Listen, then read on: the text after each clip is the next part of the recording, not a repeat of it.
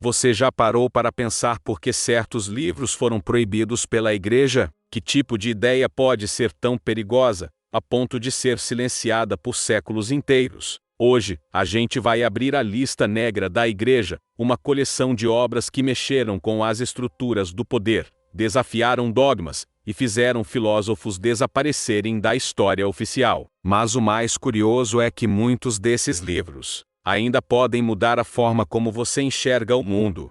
Então, antes de continuar, pensa comigo: o que a Igreja tanto temia que você descobrisse? Fica até o fim, porque no final dessa lista você vai entender por que alguns desses livros continuam sendo considerados perigosos até hoje, e talvez até sinta vontade de lê-los por conta própria. Prepare-se, porque hoje você vai conhecer 10 livros de filosofia que a Igreja tentou apagar da história. Cada um deles representa uma ameaça direta à forma como o poder religioso moldou o pensamento humano ao longo dos séculos. São obras que questionaram a fé, a moral e até a própria existência de Deus, e por isso acabaram entrando para a lista negra da Igreja. E o mais impressionante é que muitos desses livros continuam provocando medo, censura e polêmica até hoje. Primeiro, o príncipe Nicolau Maquiavel. Quando Maquiavel escreveu O Príncipe, ele não imaginava que seu nome se tornaria sinônimo de manipulação e malícia política. A Igreja o condenou porque ele separou, pela primeira vez, a política da moral religiosa. Para Maquiavel, governar não tinha nada a ver com ser justo, mas sim com ser eficaz. O Papa da época o considerou uma ameaça à ordem divina, pois o livro ensina como o poder pode ser conquistado e mantido usando pura estratégia, sem precisar de Deus como justificativa. Essa visão era revolucionária. Maquiavel mostrava o homem como realmente é, não como deveria ser. Ele dizia que o governante precisa saber mentir, enganar e agir com frieza se quiser manter o trono. Isso chocou os teólogos, que acreditavam que a moral cristã deveria guiar todos os atos humanos. Por isso, O Príncipe foi adicionado à lista de livros proibidos em 1559, e permaneceu lá por séculos. Mesmo assim, a obra se tornou leitura obrigatória para quem quer entender o poder inclusive entre políticos, papas e ditadores modernos. Ironicamente, até líderes religiosos acabaram usando suas estratégias para defender o próprio domínio. Segundo, do espírito das leis, Montesquieu ousou dizer que o poder político deveria ser dividido entre diferentes instituições, para que nenhuma dominasse o povo completamente. Essa ideia que hoje chamamos de separação dos poderes ia contra a doutrina católica, que via o rei como escolhido de Deus. Do espírito das leis foi visto como um manual de rebeldia intelectual. O autor afirmava que as leis deveriam surgir da razão e da experiência humana, não da autoridade divina. Ele também criticava o fanatismo religioso, defendendo a liberdade de crença em uma época em que a heresia ainda era punida com a morte. A Igreja reagiu com força, declarando que o livro corrompia a moral e incentivava a desobediência civil. No entanto, suas ideias inspiraram constituições ao redor do mundo, incluindo a dos Estados Unidos e da França.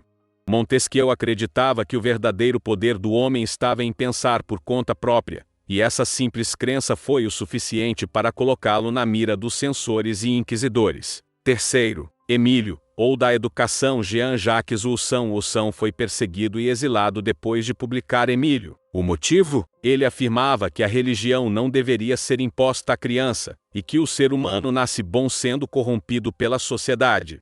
Isso ia contra o ensino cristão, que pregava o pecado original e a necessidade de salvação pela fé. Em vez disso, Rousseau propunha uma educação baseada na natureza, na liberdade e na experiência pessoal. Ele dizia que o conhecimento deveria brotar do interesse e da curiosidade, não da imposição. O livro também continha um capítulo chamado Profissão de Fé do Vigário Saboiano, onde o autor apresenta uma forma de espiritualidade independente das instituições religiosas. Foi o suficiente para a Igreja declarar o livro herético e ordenar sua queima em público. Em Genebra e Paris, exemplares de Emílio foram destruídos sob aplausos de clérigos. Mas a obra sobreviveu e moldou a pedagogia moderna. Hoje, muitos dos princípios que Rousseau defendeu continuam sendo base da educação contemporânea, mostrando que suas ideias, mesmo proibidas, venceram o tempo e o dogma. Quarto, o contrato social. Jean-Jacques Rousseau. Poucos livros abalaram tanto o poder da Igreja quanto o contrato social. Nele, Rousseau declara que a soberania pertence ao povo, e não a Deus ou aos reis. Essa simples frase foi suficiente para que o Vaticano o colocasse na lista de obras proibidas. O livro argumenta que os seres humanos criam governos por meio de um acordo coletivo e que, se o governo não cumprir seu dever, o povo tem o direito de se rebelar.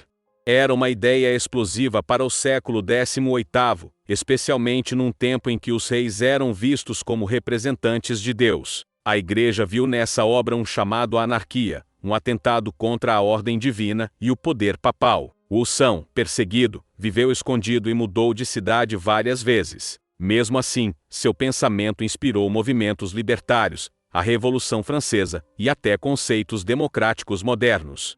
O contrato social não só questionou o poder da Igreja, como também anunciou o nascimento da liberdade política, e isso era imperdoável para quem vivia do controle espiritual das massas. Quinto, diálogos sobre os dois máximos sistemas do mundo. Galileu escreveu o livro que quase o levou à fogueira. Diálogos sobre os dois máximos sistemas do mundo comparava o modelo geocêntrico, que colocava a Terra no centro, ao heliocêntrico, que dizia que o Sol era o verdadeiro centro do sistema. A Igreja o considerou um ataque direto às Escrituras, especialmente a passagem bíblica que diz que a Terra permanece firme e não se move. O Papa Urbano VIII se sentiu pessoalmente ofendido, já que Galileu colocou em seu livro um personagem que o ridicularizava indiretamente. O resultado foi um julgamento brutal pela Inquisição, onde o cientista foi forçado a negar suas convicções, sob pena de morte. Mesmo assim, ele teria murmurado, e, no entanto, ela se move. O livro foi proibido por mais de 2 séculos, e só em 1992 o Vaticano admitiu o erro. Diálogo representa a vitória da ciência sobre o dogma, e prova que o conhecimento, por mais censurado que seja, sempre encontra uma maneira de brilhar.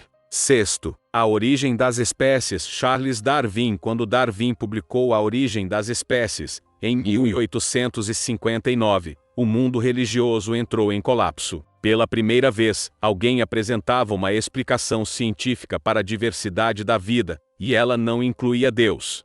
A teoria da seleção natural dizia que os seres vivos evoluem através de pequenas mudanças ao longo do tempo, favorecendo aqueles mais adaptados ao ambiente. Essa simples ideia derrubava séculos de ensino bíblico. A Igreja viu nisso uma ameaça mortal à criação divina. Pregar que o homem não foi feito à imagem de Deus, mas sim descendente de criaturas primitivas, era o cúmulo da heresia. Darwin foi ridicularizado em sermões e caricaturas, mas o impacto de sua obra foi irreversível. A ciência nunca mais seria a mesma. Mesmo hoje, mais de um século depois, o debate entre evolução e criação ainda provoca discórdia em escolas e templos. A origem das espécies não matou a fé, mas obrigou o mundo a pensar com os próprios olhos. Sétimo, o anticristo. Friedrich Nietzsche não apenas provocou a Igreja, ele declarou guerra contra ela. Em O Anticristo, o filósofo alemão rasga o véu da fé cristã e a chama de a maior desgraça da humanidade. Ele dizia que o cristianismo transformou virtudes humanas, como a força e o orgulho, em pecados, e que pregava uma moral de submissão e fraqueza. Para Nietzsche, a ideia de pecado e culpa foi criada para dominar as pessoas pelo medo. O livro foi considerado uma afronta direta ao próprio coração da religião, pois ele questionava a figura de Cristo não como um salvador, mas como um símbolo de decadência moral. Publicado em 1895, O Anticristo foi banido em diversos países católicos e classificado como obra satânica. O Vaticano o considerava perigoso porque ele não apenas atacava o cristianismo, mas oferecia algo em troca, a proposta do além do homem, o ser humano que cria seus próprios valores sem precisar de Deus. Até hoje, as ideias de Nietzsche dividem estudiosos, inspiram movimentos intelectuais e provocam o mesmo desconforto que causaram há mais de um século. Ler O Anticristo é como olhar no espelho e ver o que o poder religioso sempre quis esconder: o medo de perder o controle sobre a mente humana. Oitavo, O segundo sexo, Simone de Beauvoir. Simone de Beauvoir desafiou o sagrado e o social com o segundo sexo, publicado em 1949. Ela mergulhou na história, na filosofia e na religião para revelar como a mulher foi transformada em um ser inferior pela cultura e pela fé. A Igreja reagiu com fúria. O Vaticano classificou o livro como obsceno e herético, afirmando que ele atacava a moral cristã e promovia o ateísmo. Beauvoir dizia que o papel da mulher como esposa obediente e mãe devota não era natural, mas sim imposto pela sociedade patriarcal e reforçado pela religião. Ela desafiou a ideia de que a mulher deveria servir ao homem, argumentando que ambos deveriam ter a liberdade de escolher seus caminhos. O livro foi banido em colégios católicos e criticado por líderes religiosos ao redor do mundo, mas se tornou o pilar do feminismo moderno. A coragem de Beauvoir em expor o papel da Igreja na opressão feminina fez dela uma das vozes mais influentes do século XX. O segundo sexo continua sendo uma obra perigosa, não por destruir a fé, mas por abrir os olhos de quem foi ensinado a aceitar o silêncio como virtude. 9. Tratado Teológico Político. Spinoza usou o impensável, questionar a autoridade divina da Bíblia. Em Tratado Teológico Político, ele afirma que as Escrituras não são a palavra de Deus, mas um conjunto de textos escritos por homens, com erros, interesses e contradições. Essa visão desmontava toda a base da fé religiosa tradicional. O filósofo defendia que cada pessoa deveria ter liberdade para interpretar os textos sagrados conforme sua própria razão, e que o Estado não deveria se misturar à religião. A Igreja Católica e as comunidades judaicas o condenaram, chamando-o de herege e blasfemo. Spinoza foi excomungado, isolado e tratado como inimigo de Deus. Seu livro foi proibido em praticamente toda a Europa, e quem fosse pego lendo-o podia ser punido severamente. Mesmo assim, o tratado influenciou pensadores iluministas e pavimentou o caminho para a separação entre Igreja e Estado. Spinoza foi um mártir da liberdade intelectual, e sua obra mostrou que o verdadeiro pecado, aos olhos do poder religioso, é pensar sem permissão. 10. O Capital. Karl Marx. Entre todos os livros desta lista, O Capital talvez seja o que causou o maior impacto político e social.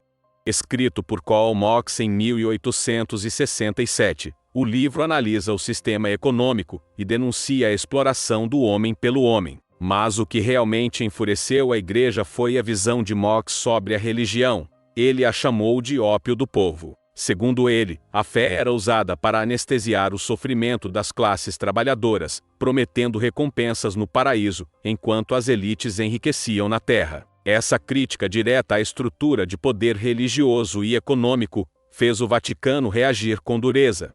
O Capital foi incluído em listas de censura e perseguido por governos aliados à Igreja. Marx acreditava que o ser humano deveria buscar justiça aqui e agora, não esperar salvação após a morte. Essa ideia era uma ameaça ao controle espiritual que mantinha a sociedade submissa. Mesmo após 150 anos, o Capital continua sendo estudado, debatido e temido. A Igreja tentou silenciá-lo, mas acabou imortalizando sua mensagem. Quando o povo entende o poder que tem, nenhum império nem o divino pode resistir. Agora que você conhece a lista negra da Igreja, a pergunta é: será que esses livros foram proibidos porque eram perigosos? Ou porque libertavam demais quem os lia? Todos eles têm algo em comum: revelam um medo que o poder tem da consciência desperta. O conhecimento não pode ser queimado, e a verdade sempre encontra uma forma de sobreviver. Se você chegou até aqui, deixa o like, se inscreve no canal e comenta qual desses livros você teria coragem de ler.